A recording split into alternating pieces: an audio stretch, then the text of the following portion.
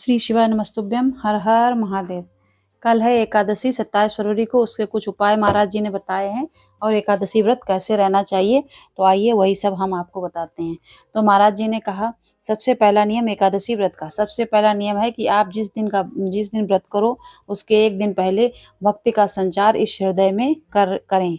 भक्ति का संचार इस हृदय में कर लीजिए जिस दिन आपका व्रत करो। जैसे एकादशी का व्रत कर रहे हो तो दशमी के दिन शाम का समय जब आवे, रात्रि जब होने लगे, शाम का समय आवे और रात्रि का आप भोजन ग्रहण करो, तो उस भोजन में कोई ऐसा पदार्थ ग्रहण मत करिए जिस पदार्थ के कारण आपकी एकादशी बिगड़ जाए। जैसे कि एकादशी व्रत रहने वाले एक दिन पहले चावल भी नहीं खाते हैं, बैंगन भी नहीं खाते हैं, साबुत मसूर भी नहीं खाते हैं। ये तीनों चीज़ें एकादशी व्रत वाले एक दिन पहले नहीं खाते हैं। कोई बेकार भोजन हमें ग्रहण नहीं करना है, श्रेष्ठ भोजन ग्रहण करिए। और एकादशी का दूसरा नियम बहुत ध्यान से सुनिएगा। जिस दिन आपकी एकादशी का व्रत हो उस दिन प्रयास करिएगा कि अपने हाथ से किसी भी वृक्ष की कोई पत्ती ना टूटे। अपने हाथ से किसी भी वृक्ष की, पौधे की, तुलसी की पत्ती से शालिग्राम का भोग लगाते हैं तो एकादशी के दिन नहीं तोड़ी जाती। आप एक दिन पहले तोड़ के रख लीजिए, उससे भोग लगाइए, लेकिन उस दिन नहीं तोड़ी जाती है। किसी भी वृक्ष के, पौधे की, किसी भी वृक्ष की पत्ती अपने हाथ से ना टूटे। बेलपत्र भी नहीं तोड़ी जाती है।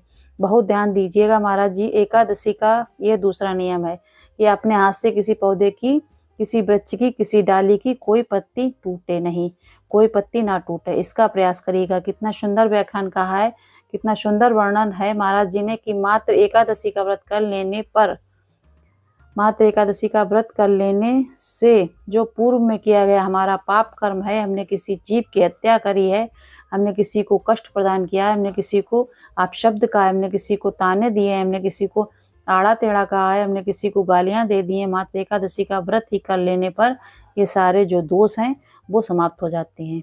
सारे दोष हमारे समाप्ति पर आ जाते हैं। अब एक विचार करिएगा थोड़ा सा अपने मन में कि अपनी मतलब चित्त में कि एक बात उतारिएगा, एक अपने मन में एक बात को उतार कर रखिएगा कि आप अपने पाप को, अपने पाप कर्म को जिस दिन क्षण करने वाले हो, समाप्त करने वाले हो, अपने पाप को जिस दिन समाप्ति पर लेकर जा रहे हो, तो उसके एक दिन पहले आपको प्रसन्नता होनी चाहिए कि नहीं होना चाहिए, कल मेरा पाप कटने वाला है, कल मेरा पाप समाप्त होने वाला है।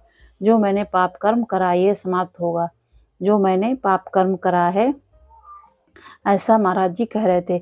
एकादशी का व्रत रहेगा तो मेरा ना जाने कितना कितना पाप, कितना असत्य, कितना झूठ, कितना प्रपंच समाप्त हो जाएगा। इसमें मुझे प्रसन्नता हो, इसमें मुझे आनंदता हो। तो क्या कहा गया कि प्रयास करिएगा कि एकादशी के दिन कोई वृक्ष की, कोई डाली की, कोई कोपल की कोई पत्ती ना तोड़ी जाए। तो अगर पत्ती को हम तोड़ देते हैं, वृक्ष की पत्ती के बारे में लगी हुई कोई, मतलब गमले में भी लगी हुई डाली की पत्ती को हम तोड़ देते हैं तो एकादशी का पुण्य फल प्राप्त नहीं होता है। एकादशी का कोई फल हमारे खाते में नहीं आता है, पुण्य फल प्राप्त। फिर भले तुम चाहें, तुमने मतलब कुछ भी खाया हो, मोरधन खाया हो, चाहे तुमने फिर कुछ भी खाया हो, व्रत का कितना ही सामान खा गए हो, कितनी ही मतलब वो की हो, बट आपको उसका फल नहीं मिलेगा। तो फिर उसका कोई फल आपको प्राप्त नहीं होगा, उसका कोई सुख प्राप्त नहीं होगा, फिर आपको कोई भी आनंद नहीं आएगा। एकादशी कौन है, कहाँ से प्रकटी? माया नहीं है एकादशी। कौन, क्यों इसकी इतनी प्रधानता है, क्यों इसकी पुण्यता है? ऐसा क्या है एकादशी में जो इसकी पुण्यता मानी जाए? कौन है यह जो भगवान नारायण तक एकादशी का व्रत करते हैं? सुभद्रा जी को भगवान जगन्नाथ ने, जगदीश ने एकादशी का व्रत कराया था। भद्रायण भगवान को माता लक्ष्मी ने एकादशी का व्रत कराया था। क्यों चंद्रायण एकादशी व्रत की माता एकादशी है कौन? तो कहा जिसको व्रत करने पर भगवान नारायण भी जिसका व्रत करते हो, भगवान माता लक्ष्मी जिसका व्रत करती हूँ, वो एकादशी है कौन? तो शास्त्र वर्णन करता है महाराज जी, स्कंद पुराण का सुंदर चतुर्मास खंड के अंतर्गत वर्णन आया कि एक बार भगवान विष्णु आनंद में विराजमान थे।